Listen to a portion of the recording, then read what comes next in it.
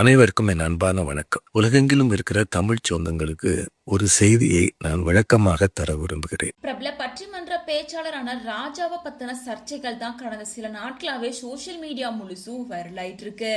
அதாவது பிரபல பட்டிமன்ற பேச்சாளரான ராஜா அமெரிக்கால ஒரு நிகழ்ச்சியில கலந்துட்டு இருக்காரு. நிகழ்ச்சி முடிச்சதுக்கு அப்புறமா அங்க இருந்து தமிழர்கள் வீட்டுக்கு தான் டின்னர் போயிருக்காரு அண்ட் அங்கதான் ஸ்டேவும் பண்ணிருக்காரு. அப்படி அவங்க கூட ஸ்டே பண்ணும் போது தமிழ்நாட்டுல அவங்க ஊர் எங்க இருக்கு அப்படின்னு கேட்டிருக்காரு. அதுக்கு அவங்க ஊரை சொன்னதுக்கு அப்புறமா அது மசாலா பெயர் பெற்ற ஊர் அப்படின்னு தெரிஞ்சதுக்கு அப்புறமா நீங்க என்ன ஆளுங்க அப்படின்னு பல ஜாதிகளை மென்ஷன் பண்ணி கேட்டிருக்காங்க. இவர் இப்படி கேட்பாருன்னு அங்க இருக்க யாருமே எதிர்பார்க்கவே இல்லையாமா. ரொம்ப சைலண்ட் ஆயிட்டாங்க அண்ட் ரொம்ப ஹர்ட் ஆயிருக்காங்க. ஸோ அவர் போனதுக்கு அப்புறமா இந்த விஷயத்த சோசியல் மீடியால ஷேர் பண்ணியிருக்காங்க. இந்த நிலையில தான் ராஜா இதுக்கும் தனக்கும் எந்த சம்பந்தமும் இல்லை, இது ஒரு மிஸ் அண்டர்ஸ்டாண்டிங், நான் அந்த மாதிரி கேட்கவே இல்லை அப்படின்னு சொல்லி விளக்கம் கொடுத்து இந்த வீடியோவை போஸ்ட் பண்ணியிருக்காரு. நாங்க இத்தனை வருஷமா தமிழ்நாட்டையும் தமிழ் மக்களை சந்திக்கிறோமே, எங்கேயாவது யாராவது நான் போய் ஜாதிய சமய உணர்வுகளோடு இருந்தேன்னு சொல்லுங்க. என்னோடு பயணிக்கிற எல்லாருக்கும் தெரியும், என்னை சந்தித்த எல்லாருக்கும்.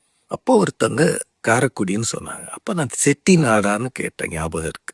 செட்டியாரன்னு நான் கேட்கல. இவ்வளவு சுவையா செட்டிநாட்டு உணவு இருக்கே அப்படின்னு நான் கேட்டேன், ஞாபகம் இருக்கு. அவங்க யாரு, எவரு, என்ன ஜாதி, இதெல்லாம் யோசிக்கிற அளவு எனக்கு சின்ன புத்தி இல்லை. இது பெரிய சர்ச்சையா மாறி இருக்கு.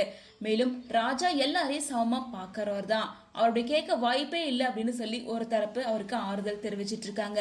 இல்ல அவர் அப்படி கேட்டது உண்மைதான் அப்படின்னு சொல்லி அவரை உபசரிச்ச அமெரிக்க தமிழ் குடும்பத்தினர் உறுதியா மறுபடியும் ஒரு போஸ்டர் ஷேர் பண்ணிருக்காங்க.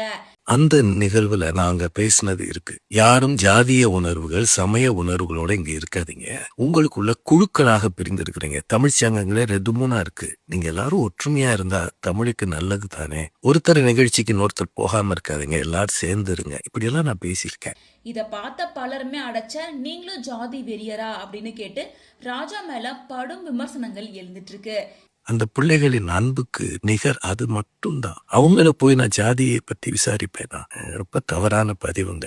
உண்மையிலேயே ரொம்ப மனவலியோடு இதை பேசுறேன். எந்த காலத்திலும் நான் அப்படி இருந்ததில்லை, இருக்க போவதும் இல்லை. தமிழ் சொல்லுங்க, தயவு செய்து இதை பற்றி இந்த கருத்துக்களை புறம் தள்ளுங்க.